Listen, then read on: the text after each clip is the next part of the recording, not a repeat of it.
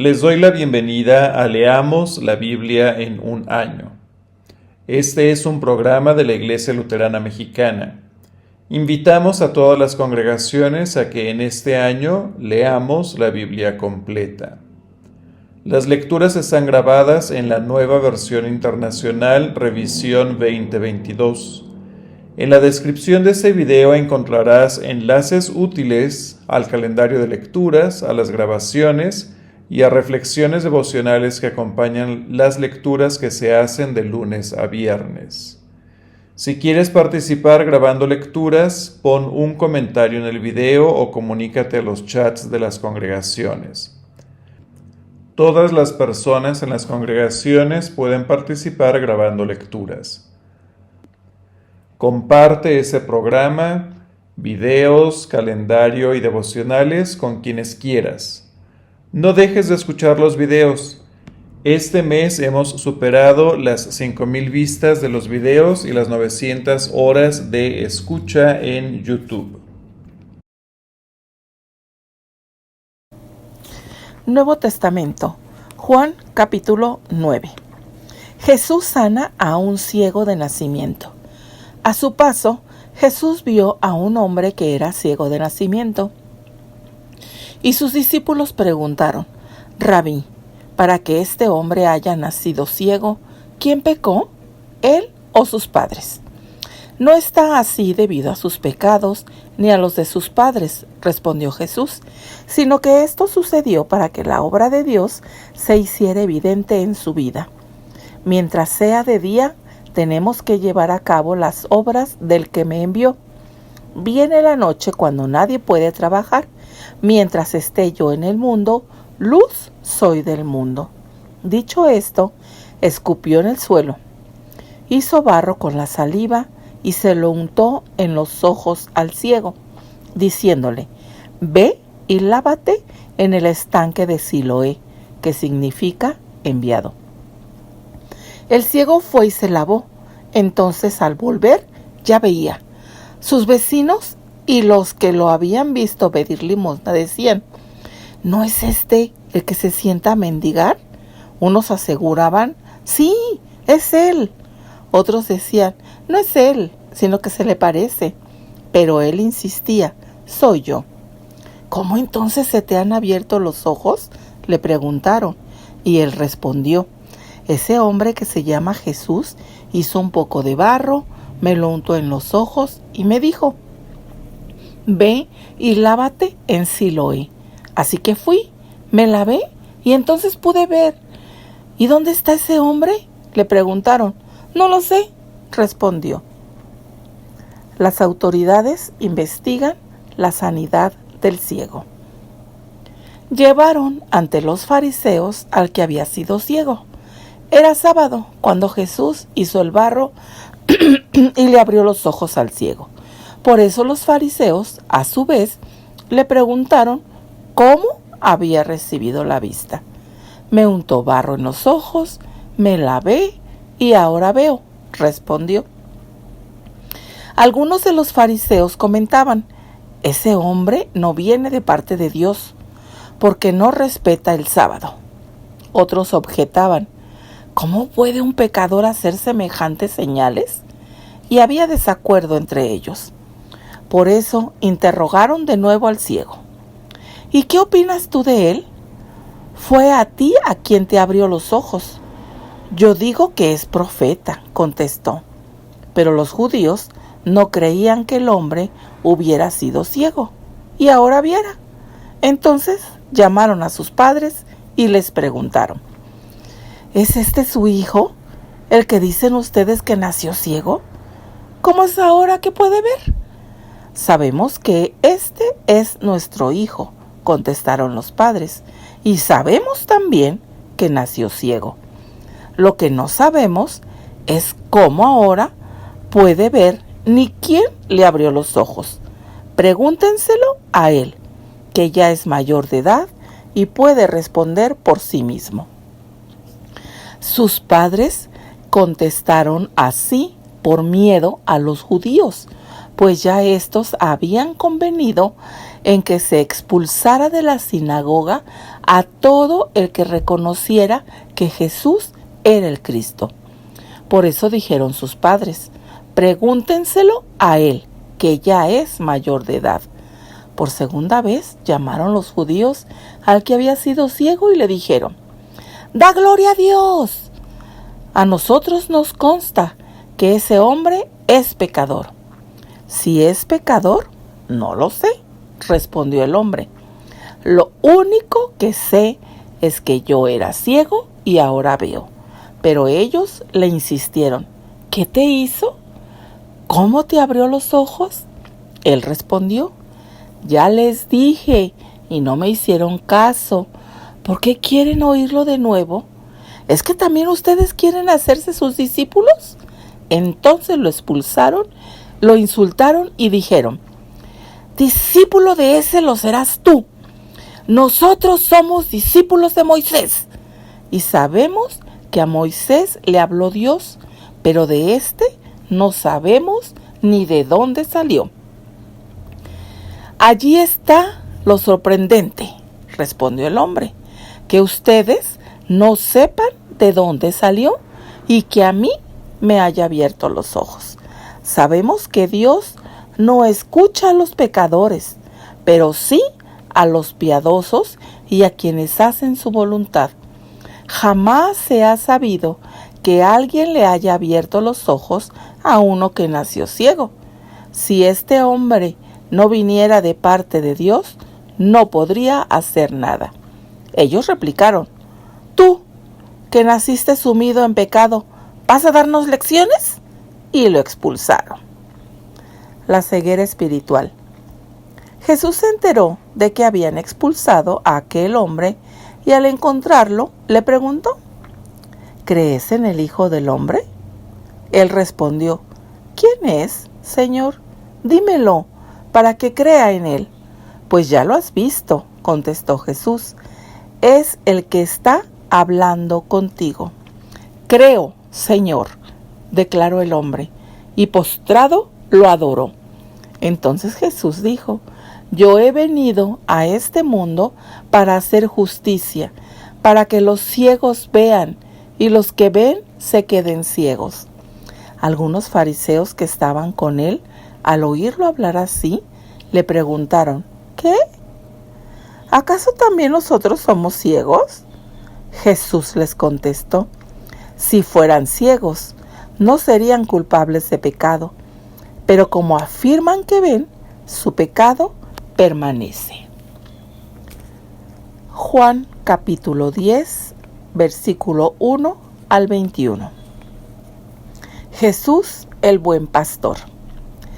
Les aseguro que el que no entra por la puerta al redil de las ovejas, sino que trepa y se mete por otro lado, es un ladrón y un bandido. El que entra por la puerta es el pastor de las ovejas. El portero le abre la puerta y las ovejas oyen su voz. Llama por nombre a las ovejas y las saca del redil.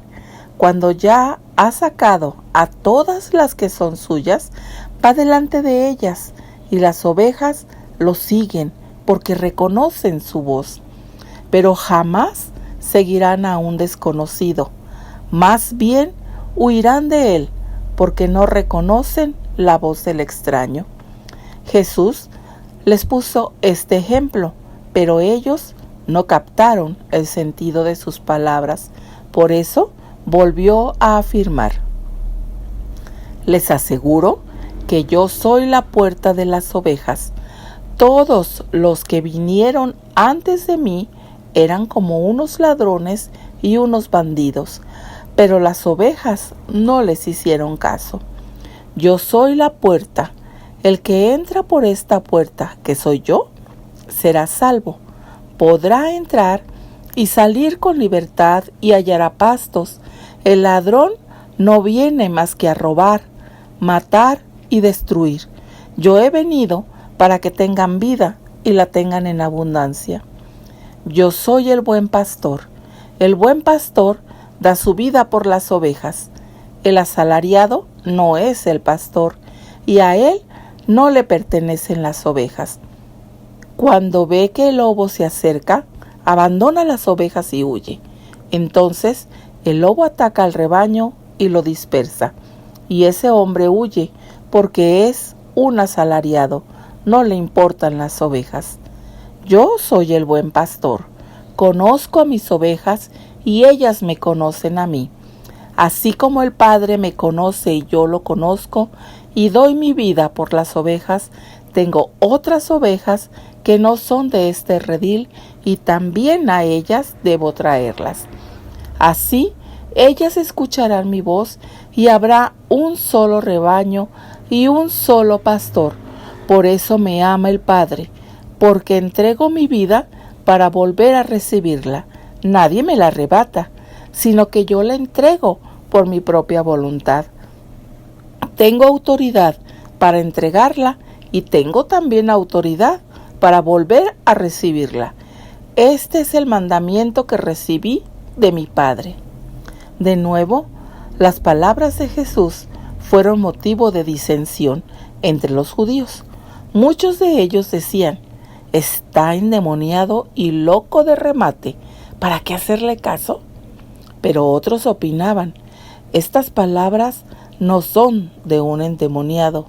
¿Puede acaso un demonio abrirles los ojos a los ciegos?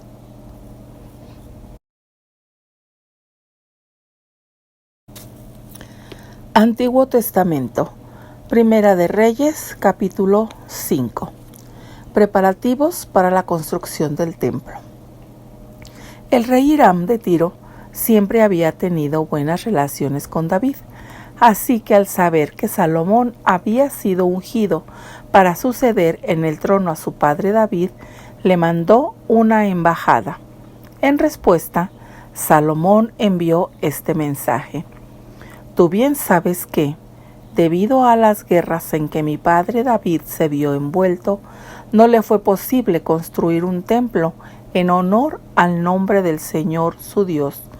Tuvo que esperar hasta que el Señor sometiera a sus enemigos bajo su dominio. Pues bien, ahora el Señor, mi Dios, me ha dado paz por todas partes, de modo que no me amenazan ni adversarios ni calamidades. Por lo tanto, me propongo construir un templo en honor al nombre del Señor mi Dios. Pues Él le prometió a mi padre David: tu hijo, a quien pondré en el trono como sucesor tuyo, construirá el templo en honor de mi nombre. Ahora, pues, ordena que se talen para mí cedros del Líbano.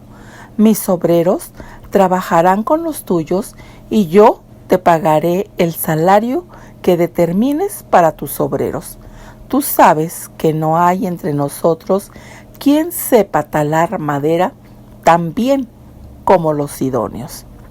Cuando Hiram oyó el mensaje de Salomón, se alegró mucho y dijo: alabado sea hoy el Señor, porque le ha dado a David un hijo sabio para gobernar a esta gran nación. Entonces Hiram envió a Salomón este mensaje: he recibido tu petición. Yo te proporcionaré toda la madera de cedro y de ciprés que quieras. Mis obreros la transportarán desde el Líbano hasta el mar. Allí haré que la aten en forma de balsas para llevarla flotando hasta donde me indiques, y allí se desatará para que la recojas. Tú, por tu parte, tendrás a bien proporcionarle alimento a mi corte. Así que Hiram le proveía a Salomón toda la madera de cedro y de ciprés que éste deseaba. Salomón, por su parte, año tras año, le entregaba a Hiram como alimento para su corte 20,000 coros de trigo y 20,000 batos de aceite de oliva. El Señor, cumpliendo su palabra, dio sabiduría a Salomón. Hiram y Salomón hicieron un trato y hubo paz entre ellos. El rey Salomón impuso trabajo forzado y reclutó a 30,000 obreros de todo Israel. Los envió al Líbano en relevos de 10,000 al mes, de modo que pasaban un mes en el Líbano y 2 meses en su casa. La supervisión del trabajo forzado estaba a cargo de Adonirán. Salomón tenía en las montañas 70,000 cargadores y 80,000 canteros. Había además 3,300 capataces que estaban al frente de la obra y dirigían a los trabajadores. Para echar los cimientos del templo, el rey mandó que sacaran de la cantera grandes bloques de piedra de buena calidad. Los obreros de Salomón e Hiram, junto con los que habían llegado a Gibal, tallaron la madera y labraron la piedra para la construcción del templo. Capítulo 6. Salomón construye el templo. Salomón comenzó a construir el templo del Señor en el 4º año de su reinado en Israel, en el mes de Sif, que es el mes segundo. Habían transcurrido 480 años desde que los israelitas salieron de Egipto. El templo que el rey Salomón construyó para el Señor medía 60 codos de largo por 20 de ancho y 30 de alto. El vestíbulo de la nave central del templo medía también 20 codos de ancho y por el frente del templo sobresalía 10 codos. Salomón también mandó colocar en el templo ventanales con celosías alrededor del edificio y contra las paredes de la nave central y del santuario interior. Construyó un anexo con cámaras laterales. El piso inferior del anexo medía 5 codos de ancho, el piso intermedio 6 codos y el piso más alto 7 codos. Salomón había mandado hacer salientes en el exterior del templo para que las vigas no se empotraran en la pared misma. En la construcción del templo solo se emplearon piedras de cantera ya labradas, así que durante las obras no se oyó el ruido de martillos, ni de piquetas, ni de ninguna otra herramienta. La entrada al piso inferior se hallaba en el lado sur del templo. Una escalera de caracol conducía al nivel intermedio y a la planta alta. Salomón terminó de construir el templo techándolo con vigas y tablones de cedro. A lo largo del templo construyó el anexo, el cual tenía una altura de 5 codos y quedaba unido a la pared del templo por medio de vigas de cedro.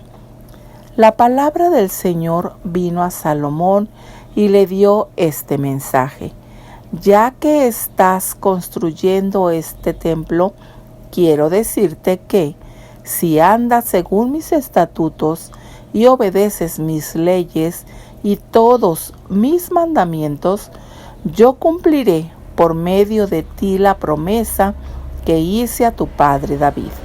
Entonces viviré entre los israelitas y no abandonaré a mi pueblo Israel.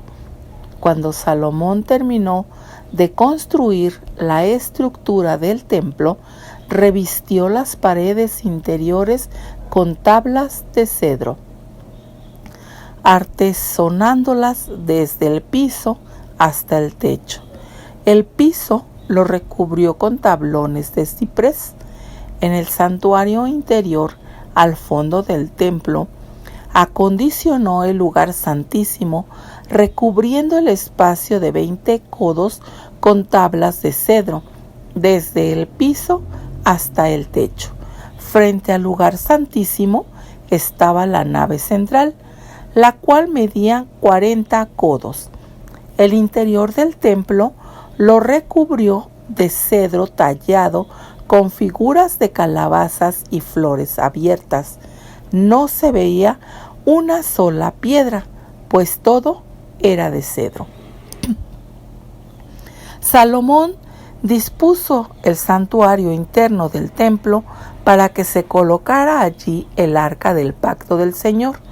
El interior de este santuario, que medía 20 codos de largo, por 20 de ancho, por 20 de alto, lo recubrió de oro puro y también recubrió de cedro el altar.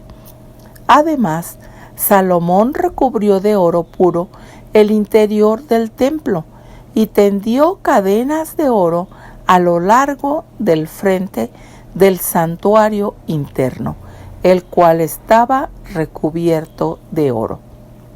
En efecto, recubrió de oro todo el santuario interior y asimismo el altar que estaba delante de éste.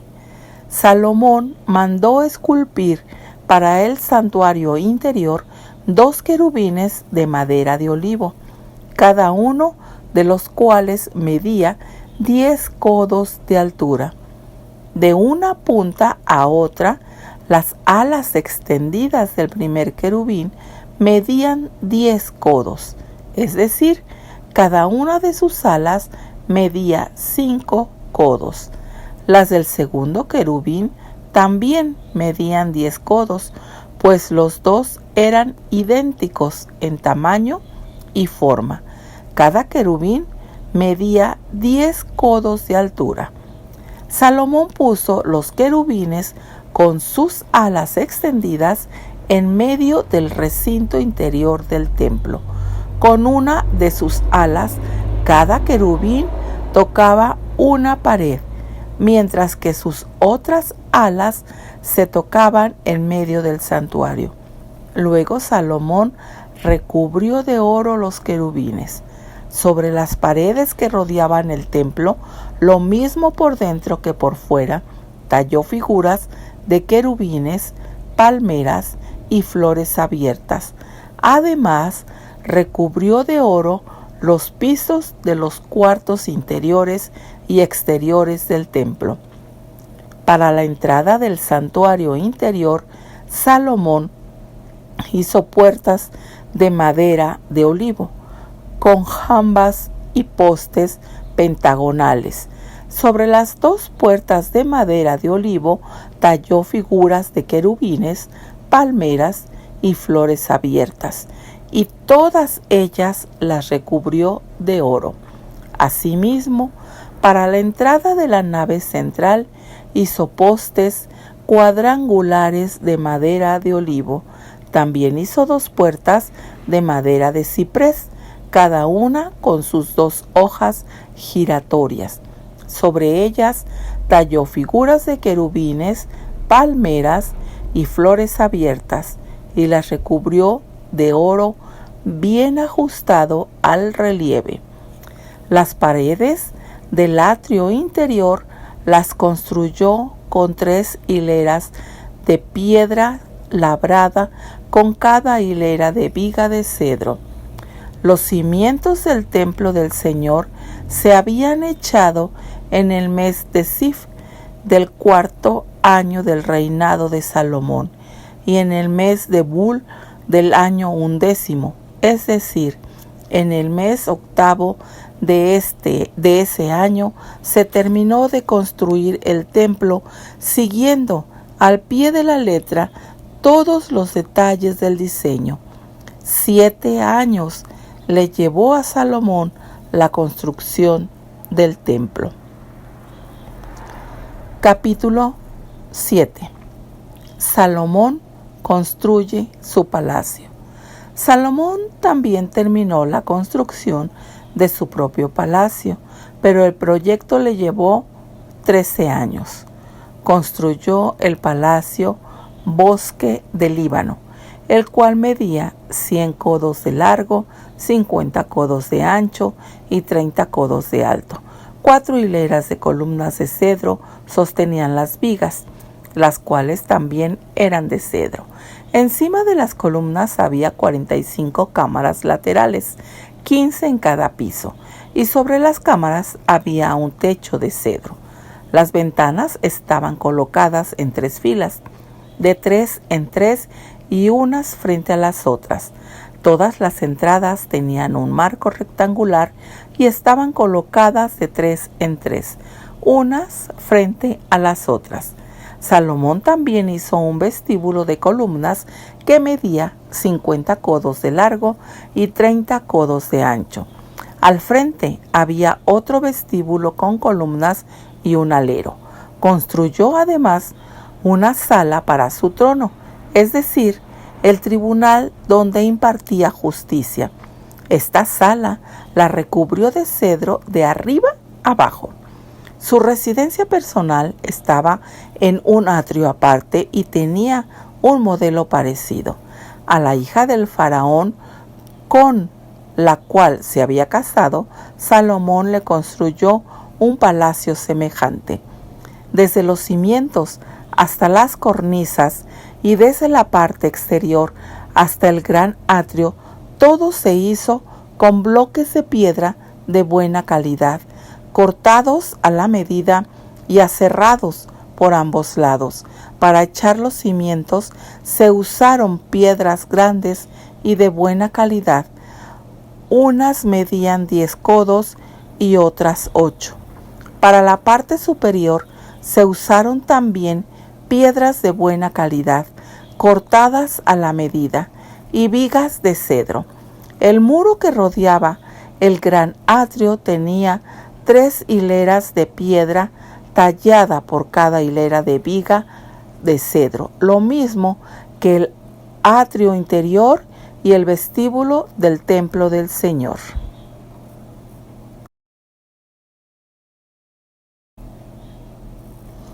Mobiliario del templo.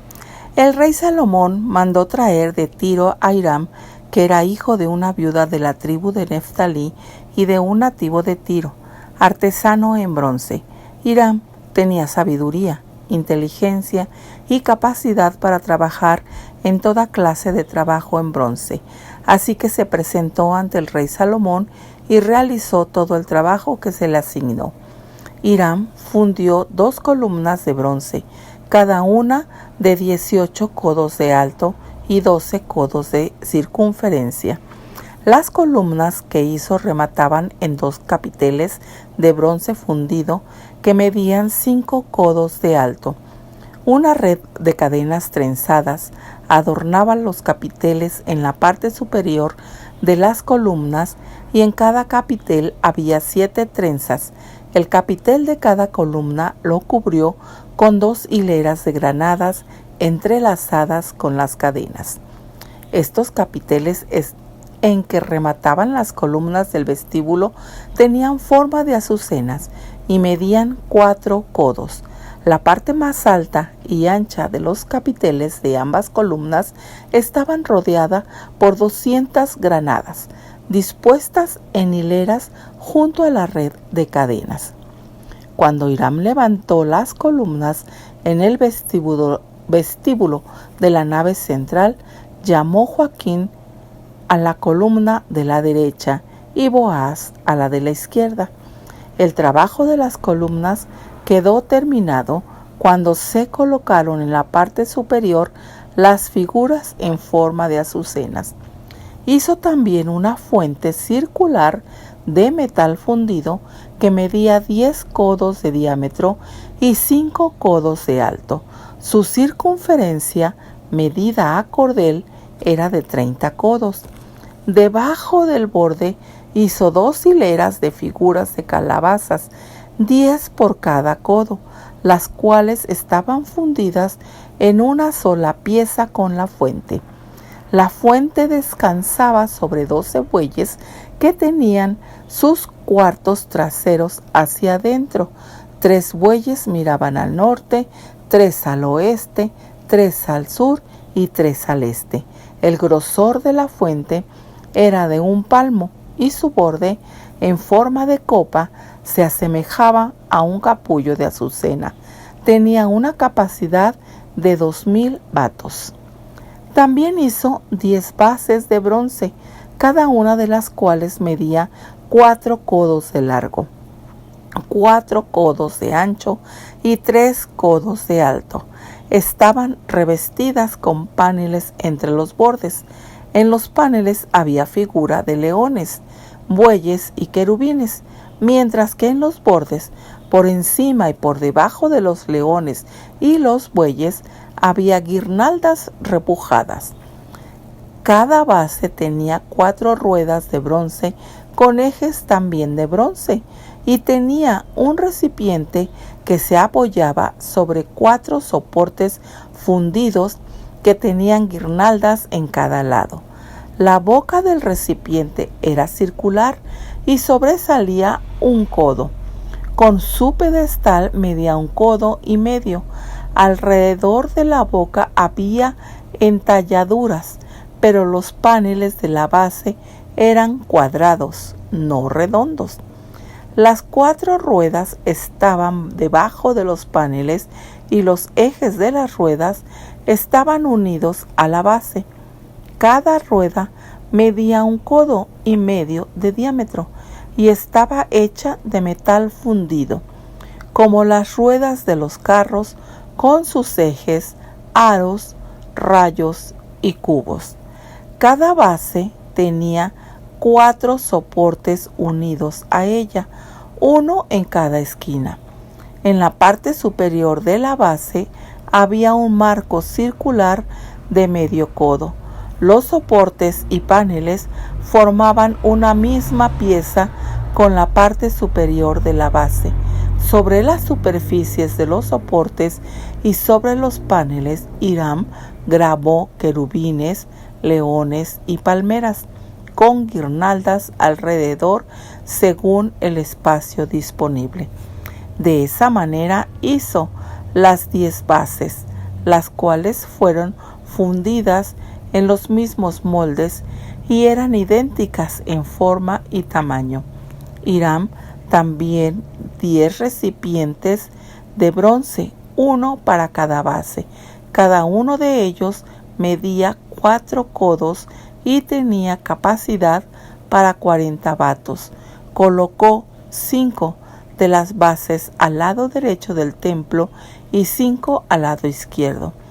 La fuente de metal la colocó en la esquina del lado derecho, al sureste del templo. También hizo las ollas, las tenazas y los tazones. Así Hiram terminó todo el trabajo que había emprendido para el rey Salomón en el templo del Señor, es decir, las 2 columnas, los 2 capiteles en forma de tazón para que coronaban las columnas, las 2 redes que decoraban los capiteles, las 400 granadas dispuestas en 2 hileras para cada red que cubrían los tazones que estaban en lo alto de las columnas, las 10 bases con sus 10 recipientes de bronce, la fuente de metal y los 12 bueyes que la sostenían, las ollas, las tenazas y los tazones.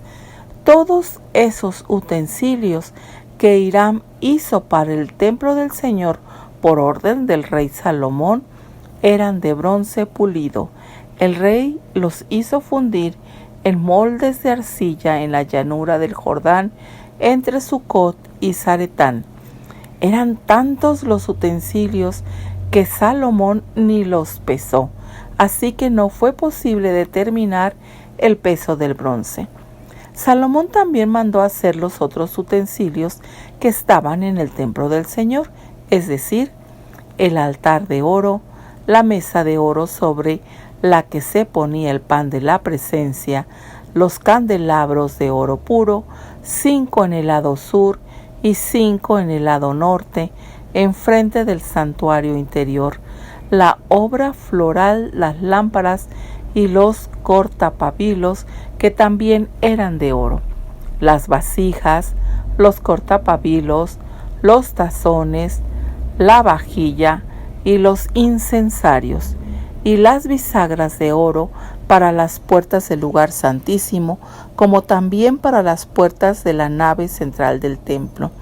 Una vez terminada toda la obra que el rey había mandado hacer para el templo del Señor, Salomón hizo traer el oro, la plata y los utensilios que su padre David había consagrado, y los depositó en el tesoro del templo del Señor.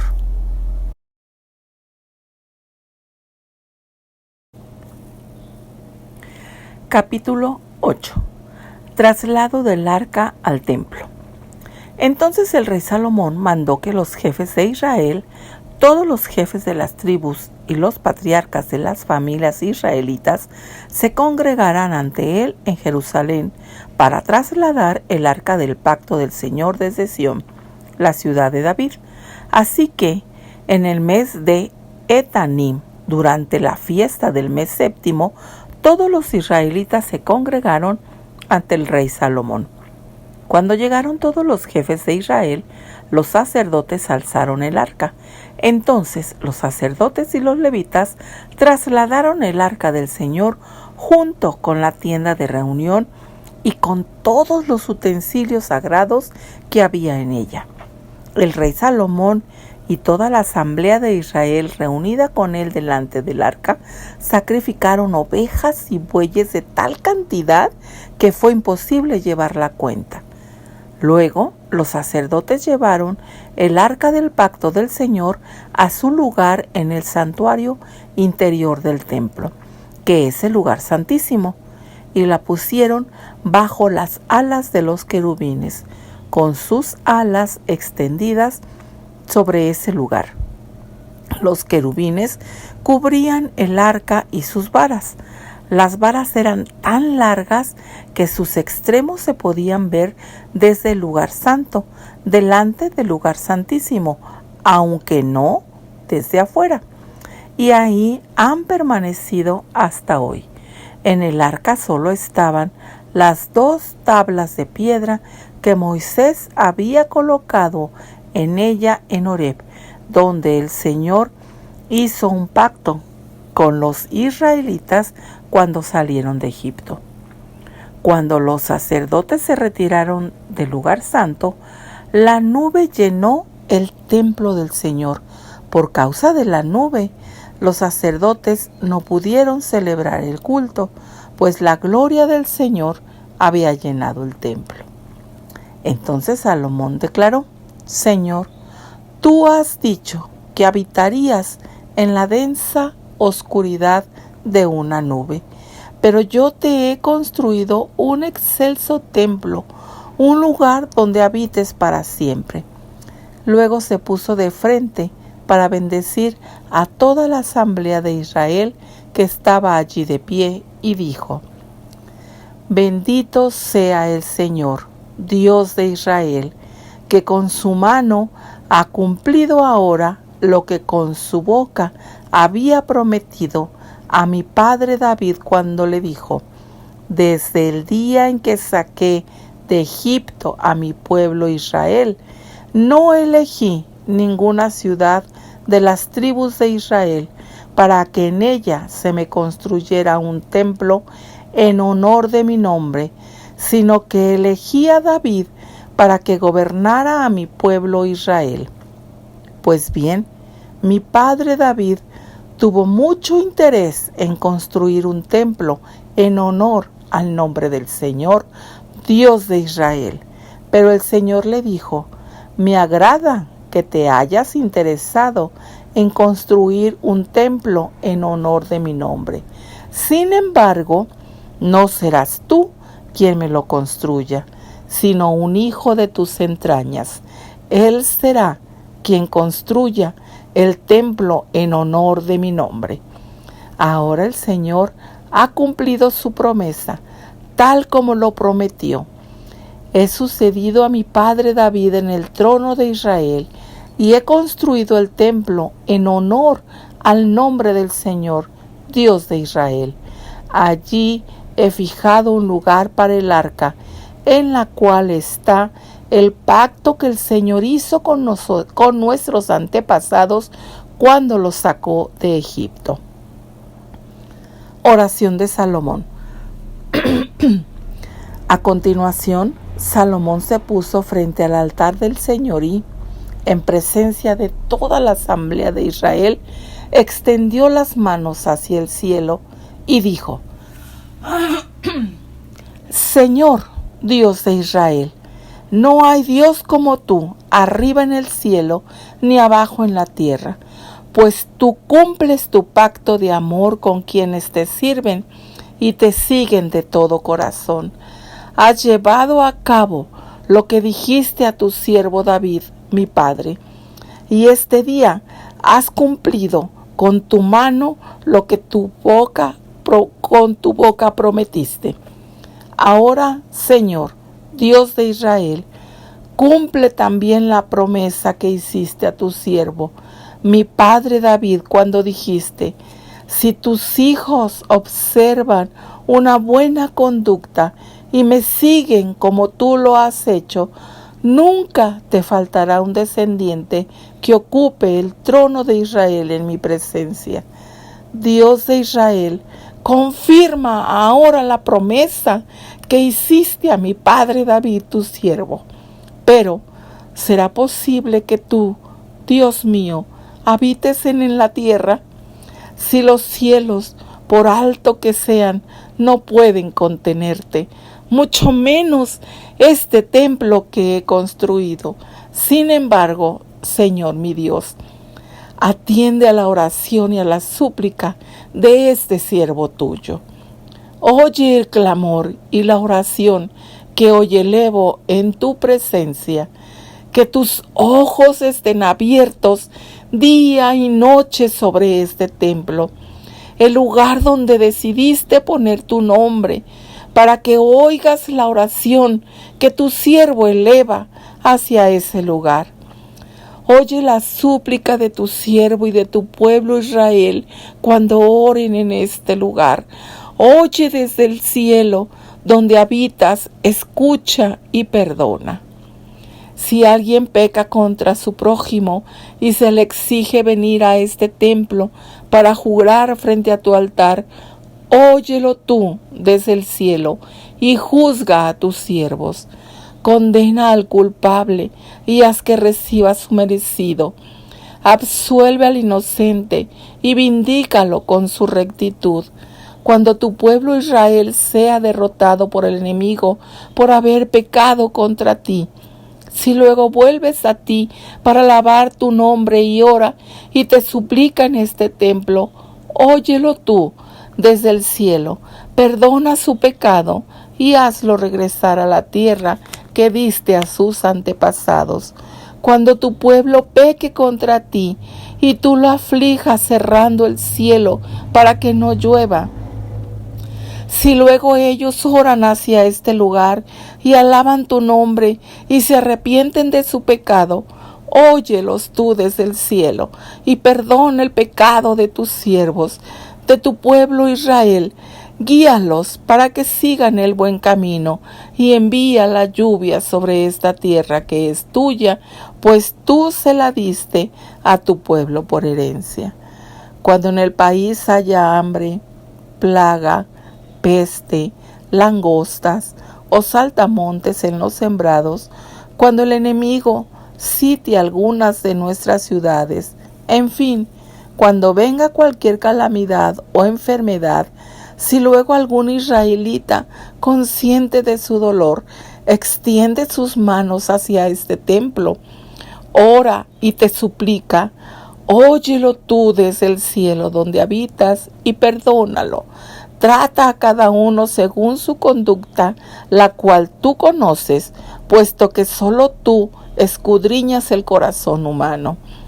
Así todos tendrán temor de ti mientras vivan en la tierra que diste a nuestros antepasados.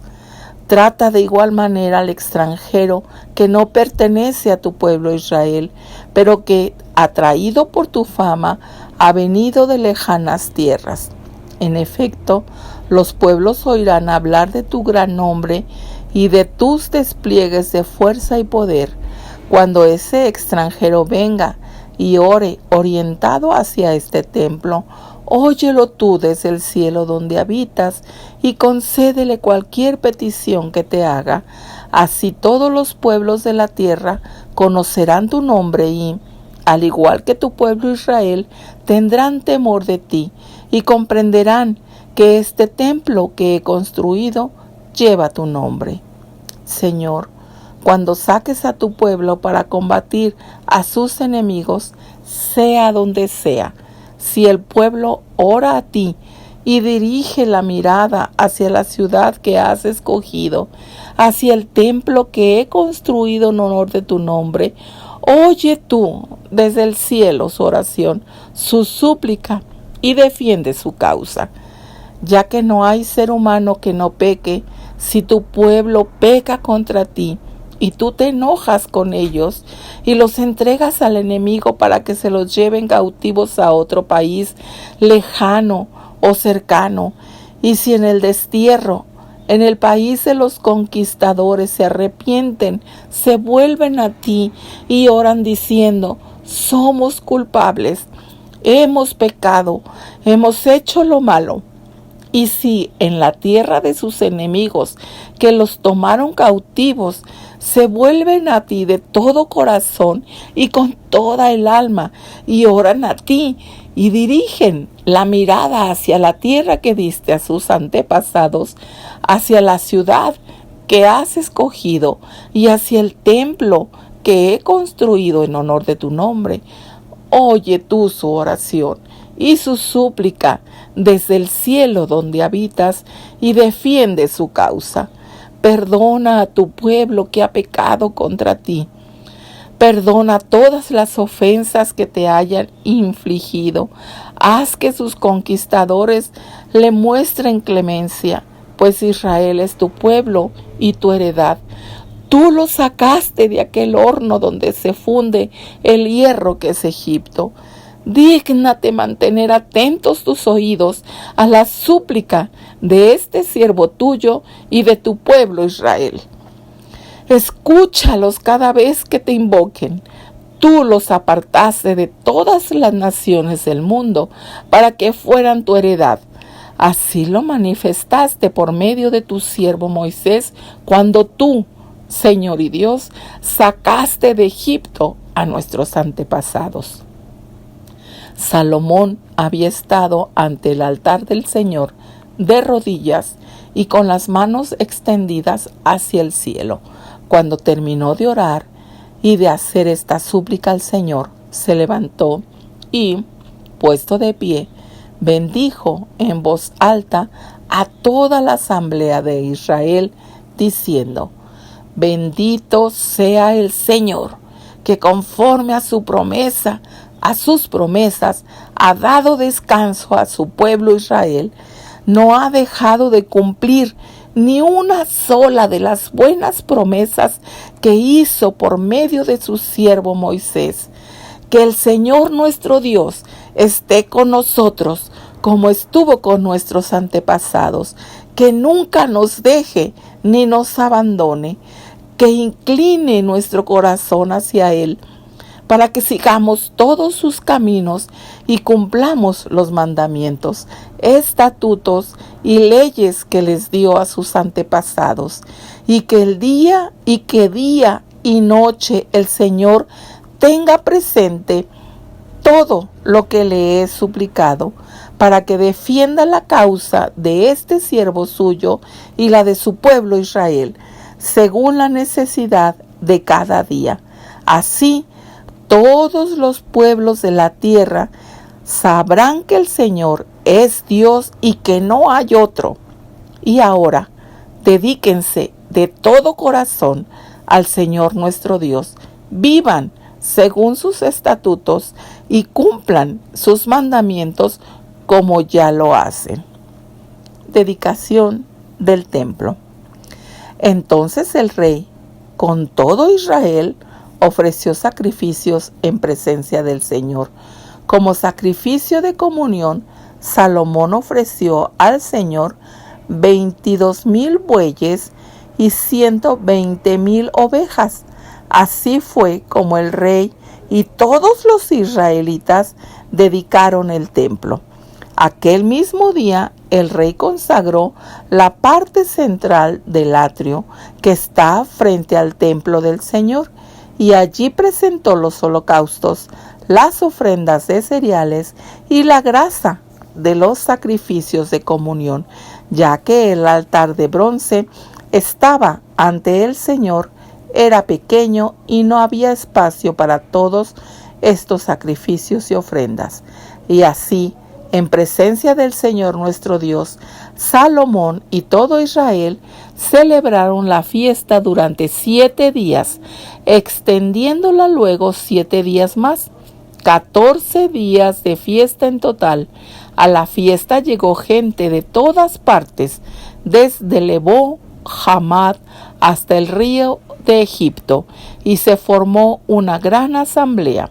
Al final, Salomón despidió al pueblo y ellos bendijeron al rey y regresaron a sus casas, contentos y llenos de alegría por todo el bien que el Señor había hecho en favor de su siervo David y de su pueblo Israel.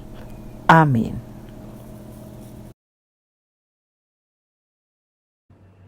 Que la presencia de Cristo Jesús que encontramos en la Biblia ilumine nuestras vidas para compartir el amor de Cristo Jesús a quienes nos rodean.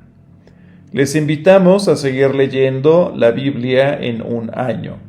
Hasta la próxima.